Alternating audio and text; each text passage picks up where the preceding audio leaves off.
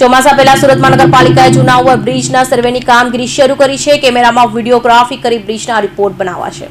સુરત મહાનગરપાલિકાએ જૂના ઓવરબ્રિજની સર્વેની કામગીરી શરૂ કરી છે. સર્વે માટે ડ્રોન કેમેરાની મદદ લેવામાં આવી રહી છે.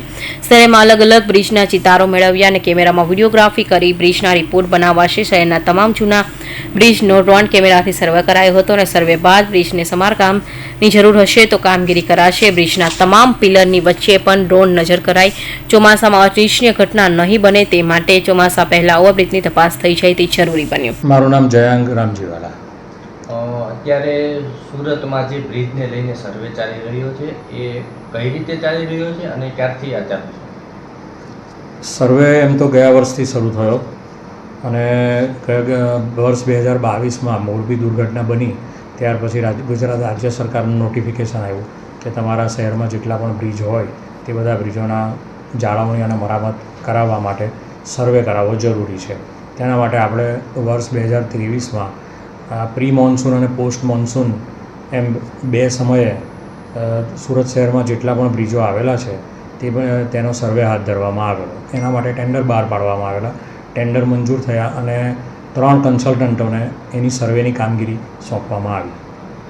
કેટેગરી વાઇઝ કઈ રીતે આપણે જે ટોટલ બ્રિજ છે ટોટલ બ્રિજ આપણા 124 સુરત શહેરમાં બ્રિજ છે તેમાંથી 117 બ્રિજોના સર્વે હાથ ધરવામાં આવેલા. હવે એમાં કેટેગરી કુલ 4 છે. કેટેગરી 1 એટલે સૌથી સેફ બ્રિજ જેને કંઈ જ કરવાની જરૂર નથી. 2માં થોડા પ્રમાણમાં રિપેર હોય તો એ કરાવી લેવાય. 3 નંબરની કેટેગરી એવી કેટેગરી છે કે જો એમાં સમાવેશ થતો હોય બ્રિજનો તો એને ફર્ધર ડિટેલ ઇન્વેસ્ટિગેશન કરાવવું પડે અને એના રિપેરિંગ અને જાળવણીના અંદાજો તૈયાર કરીને એની જાળવણી કરવાની થાય. એ રીતે એને રિપેરિંગ કરાવવાનું થાય.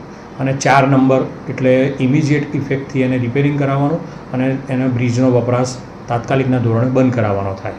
હવે સુરત શહેરના જે સર્વે કરાવવામાં આવેલા 124 બ્રિજ તેમાંથી 117 બ્રિજોના સર્વે થયા જેમાંથી 60 બ્રિજનો સમાવેશ કેટેગરી 1માં થયો અને 2 નંબરમાં કેટેગરી 2માં 19 બ્રિજોનો સમાવેશ થયો અને 30 બ્રિજનો સમાવેશ કેટેગરી 3માં થયો અને 4 નંબરની કેટેગરીમાં એક પણ બ્રિજનો સમાવેશ થયો નથી. હવે 30 જે કેટેગરી 3માં જે સમાવેશ 30 બ્રિજોનો થયો છે તેમાંથી હાલમાં 4 બ્રિજો રિપેરિંગ હેઠળ છે. બીજા 10 બ્રિજોનું ટેન્ડર આવી ગયા છે અમારી પાસે અને બાકીના જે છે તે રિપેરિંગના સર્વેના અલગ અલગ સ્ટેજ પર અત્યારે કાર્યરત છે. અને આ જે બ્રિજો છે એમાં જે પહોંચી નથી શકાતું ત્યાં કઈ રીતે સર્વે? બ્રિજોના સર્વે દરમિયાન કન્સલ્ટન્ટોના માણસો મારફત સર્વે કરાવવામાં આવે છે. એમાં જે હાઇટવાળી જગ્યા છે કે જ્યાં ઇઝીલી સર્વે ન થઈ શકે, વિઝ્યુઅલ ન થઈ શકે તેવી જગ્યાઓ પર કન્સલ્ટન્ટ મારફત ડ્રોનનો અને એવી ટેકનોલોજીનો હમણાં ઉપયોગ કરવામાં આવી રહ્યો છે.